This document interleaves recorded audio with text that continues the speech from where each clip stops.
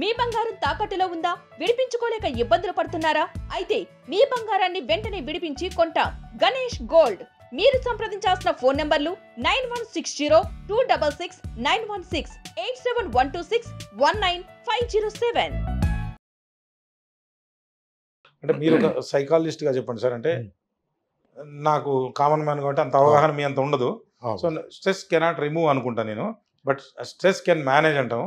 So ఇప్పుడున్న యువతకి ఈ స్ట్రెస్ ని మేనేజ్ చేయాలంటే ఎట్లా చెప్తారు? అది తల్లిదండ్రులకు కావచ్చు, యువతకు కావచ్చు. ఇది ఒక బ్యూటిఫుల్ వండర్ఫుల్ క్వశ్చన్. ఇది వింటున్న వాళ్ళందరికి చెప్తున్నాను. స్ట్రెస్ అనేది కామన్. గుడ్ స్ట్రెస్ ఉంటుంది, బ్యాడ్ స్ట్రెస్ ఉంటుంది. ఎగ్జామ్ నుంచి ముందు వచ్చేది గుడ్ స్ట్రెస్. ఆ స్ట్రెస్ లేకుండా ఎగ్జామ్ రాడు. ఓకే, పెళ్లి కంటే ముందు అనేది గుడ్ స్ట్రెస్, లేకుంటే పెళ్లి సరిగ్గా రాదు. ఓ ఫంక్షన్ కంటే ముందు అనేది గుడ్ స్ట్రెస్, లేకుంటే ఫంక్షన్ సరిగ్గా రాదు. ఓకే, ఏరోప్లేన్ ఎక్కడానికి వెళ్ళే ముందు టైంకి వెళ్ళడం స్ట్రెస్, అది మంచిది.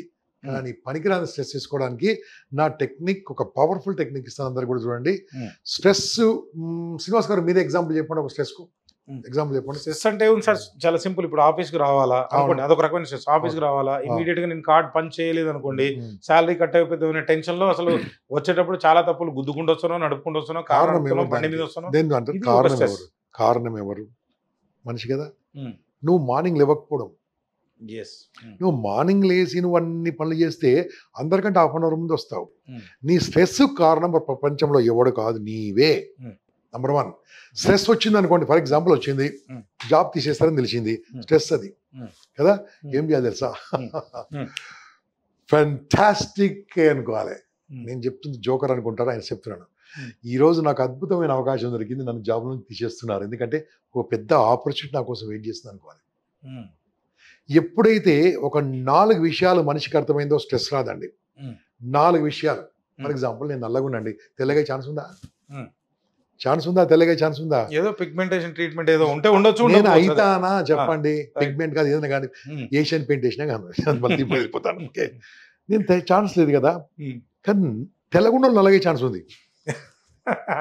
So what is my positive? Right, నేను దీన్ని యాక్సెప్ట్ చేయాలి. ఇది నేను స్ట్రెస్ గురించి చెప్తున్నాను. Accept the stress, accept the failure, accept the thing as it is. నేను అలాగే ఉన్నా, ఐ ఎంజాయ్, అంతే, దట్స్ ఇట్. నేను పొట్టిగున్నా, పొడుగున్నోడు నన్ను చూస్తే తలదించుకొని మాట్లాడాలి. ఎంత అద్భుతం. ఫెయిల్యూర్ నాకే జరిగింది. ఫెయిల్యూర్, ఎగ్జామ్ ఫెయిల్ అయిందండి. ప్రతి ఎగ్జామ్స్ కాగానే నేను పెద్ద ఫేస్బుక్లో పెడతాను తెలుసా. నా ఫేస్బుక్లో మొత్తం 28 లక్షల మంది ఉంటారు నాకు, అన్ని గ్రూపుల్లో కలిసి పెడతాను. మీరు ఫెయిల్ అయ్యారా నాకు ఫోన్ చేయండి, మీ నాన్న తిట్టారా నాకు ఫోన్ చేయండి పెడతాను నేను. ఎందుకు? కొంతమంది రక్షించవచ్చు కాబట్టి. ఫెయిల్ అయ్యారా ఏం చెప్తాను తెలుసు, వాళ్ళు సార్ ఫెయిల్ అయ్యాను sir, don't worry, you got a fail because నీకు ఇంప్రూవ్మెంట్ ఛాన్స్ ఉంది. అంటే నీకు అవకాశం ఉంది కదా బాస్, అక్కడ ఈ అవకాశం తీసుకోవాలి. డబ్బు పోయిందా, బ్యూటిఫుల్ లెసన్, నువ్వు నేర్చుకో. జాబ్ పోయింది, నేర్చుకో. ఇప్పుడు ఈ మధ్యలో TCS లో 2000 మంది రీసెంట్ మొన్నే 2 days బ్యూటిఫుల్ జరిగిందండి. మంచిది. ఎందుకంటే ఎవరు తీసేశారు? అందరు తీసేశారా?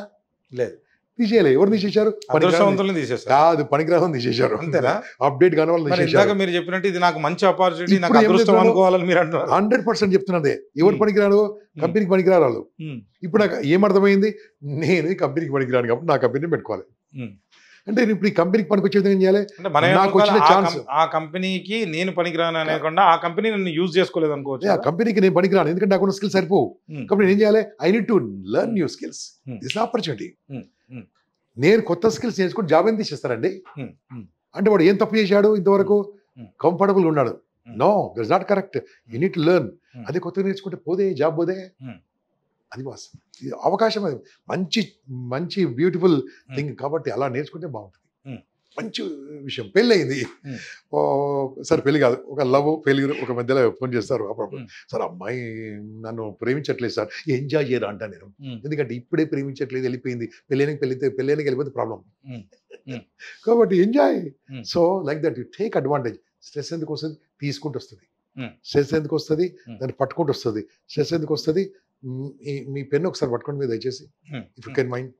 పెన్ను పట్టుకోండి సార్, ఇలా పట్టుకోండి, ఇలా పట్టుకోండి. ఎంతసేపు పట్టుకోగలరు సార్ మీరు? శ్రీనివాస్ ఎంతసేపు? నొప్పి వచ్చేంత వరకు పట్టుకోగలం. అంటే దాని అర్థం ఏంటంటే, నొప్పి వచ్చినా కూడా పట్టుకుంటారు అంటే, నొప్పి వచ్చే వరకు పట్టుకుంది మీరే కదా. పెన్ను వదిలిపెడితే కింద పడిపోతుంది. అది బరువు లేదు, అవును అది బరువే లేదు. అవును. బరువు లేని దాన్ని పట్టుకుంటే బరువు అవుతుంది, పనికిరాని దాన్ని మనసులో పెట్టుకుంటే స్ట్రెస్ వస్తుంది. రైట్. ఇలానే గంప నాగేశ్వరరావు గారి ఇంటర్వ్యూలు అయితే ఖచ్చితంగా కొనసాగిద్దాం. Thank you sir. నమస్తే అండి, నమస్తే.